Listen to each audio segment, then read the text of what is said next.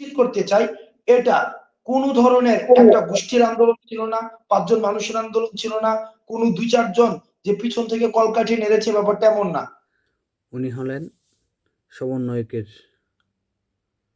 নেতার মধ্যে একজন, হাসান আবদুল্লাহ।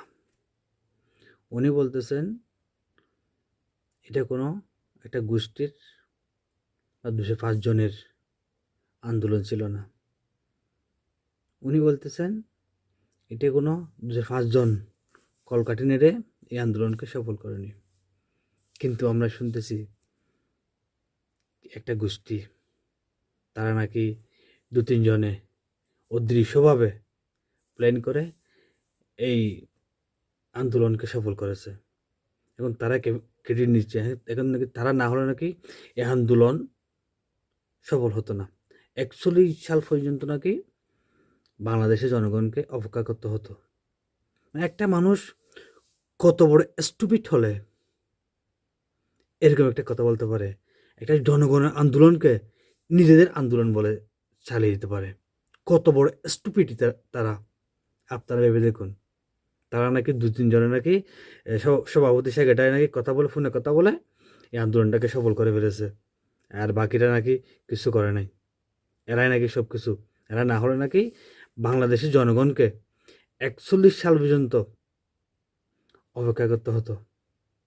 কত বড় স্টুপিড এরা, ভেবে দেখুন। এখন আসলে এরা হচ্ছে এদের আচার আচরণে এখন বর্তমানে বোঝা যাচ্ছে এরা হচ্ছে ছাত্রলীগের ফটোকপি, ছাত্রলীগের এফিট আর ওফিট, এর সাথে বেশি কিছু না। আমাদের জায়গায় একটা বিষয় নিশ্চিত করতে হবে, এটা 36 দিনের আন্দোলন না। আমি যদি বলি এটা কি 36 দিনের আন্দোলন কিনা, এটা 36 দিনের আন্দোলন না। ইয়েস, এটা কোনো 36 দিনের আন্দোলন না। এই আন্দোলনটা 2008 সালের নির্বাচনের পর থেকে একটু একটু একটু একটু করে যোগান দিয়েছে বিএনপি জামাত। জামাতে অবশ্যই এখানে ক্রেডিট আছে। বিএনপি জামাত না থাকলে বাংলাদেশটাকে অনেক আগে ইন্ডিয়ার হাতে বিক্রি করে দিত। বিএনপি জামাত তার অ্যাক্টিভ ছিল বলে এই হাসিনা সরকার সফল হয়নি। তো চেষ্টা করেছে, কিন্তু এটা 36 দিনের কোনো আন্দোলন ছিল না, কোনোভাবেই না। যেভাবে বলুক না কেন, এটা কোনোদিনও 36 দিনের আন্দোলন ছিল না। এটা একটু একটু একটু একটু করে মানুষের মনে গিনায় জমতে জমতে জমতে জমতে একদিনে বিস্ফোরণ হলো।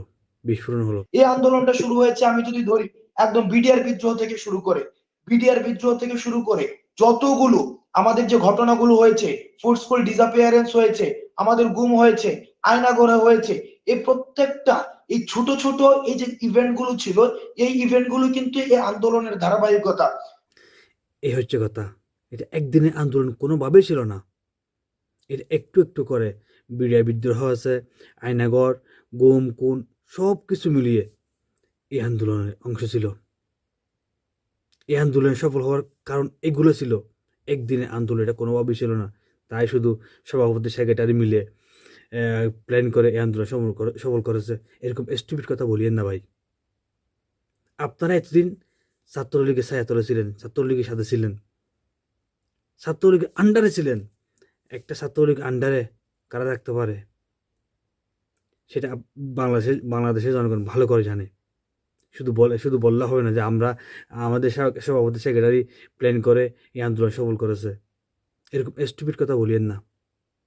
সাধারণ জনগণ, রাজনৈতিক দল, এরা যদি না আসতো, কোনোভাবেই এই আন্দোলন সফল হতো না। তো আমার একটা কথা আছে, যাদের কথা আপনারা বলতেছেন এরা না হলে আমাদের 41 সাল পর্যন্ত অপেক্ষা করতে হতো, তাদেরকে আমরা রাজপথে দেখলাম না, আন্দোলনে দেখলাম না, মিটিংয়ে দেখলাম না, মিছিলে দেখলাম না, গ্রেপ্তার হলো না। এরা কিভাবে এত বড় ক্রেডিট নিতে পারে? যারা রাজপথে মিছিল করলো, মানুষ মারা গেল, আহত হলো, নিহত হলো, এদের কোনো কিছু নেই। তারা শুধু ফোনে ফোনে কথা বলে আন্দোলনটা সফল করে ফেলেছে। স্টুপিড মার্কা কথা বন্ধ করেন, অন্তপক্ষে এখন বন্ধ করেন।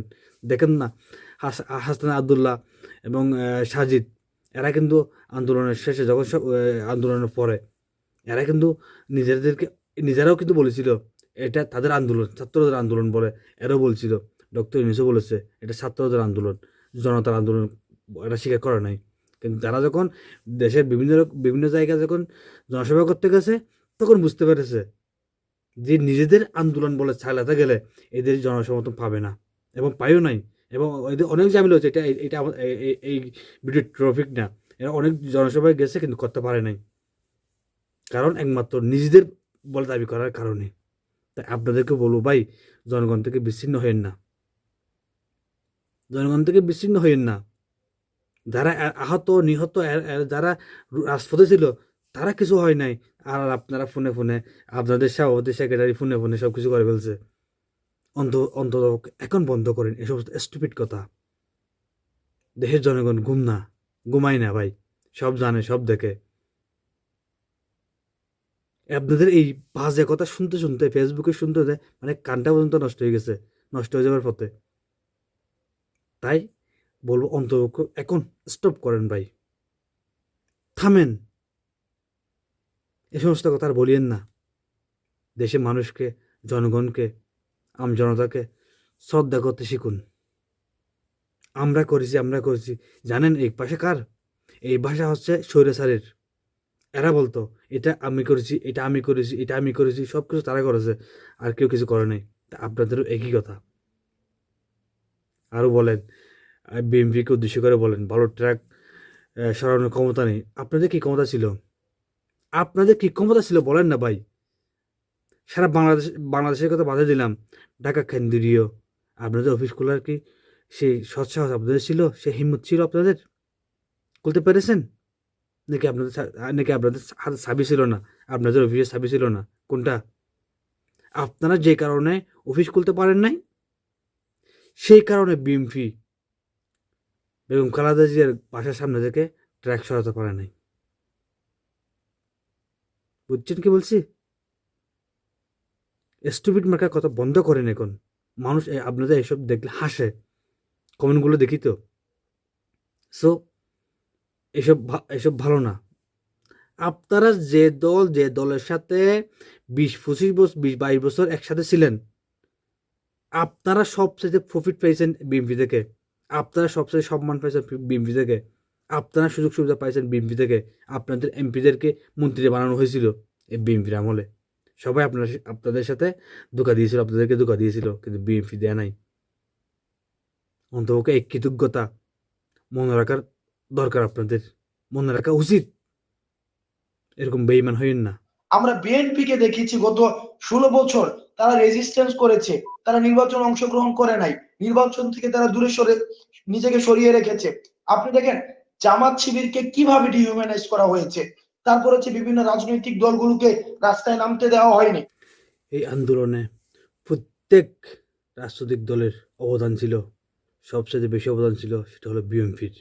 আপনারা মানেন আর না মানেন, আন্দোলনের শুরু থেকেই বিএনপি কর্মীদেরকে, বিএনপি নেতাদেরকে যে পরিমাণে গ্রেপ্তার করেছে, অন্য দলে কাউকে এরকম গ্রেপ্তার করে নাই। কারণ এরা ভয় পেত বিএনপিকে।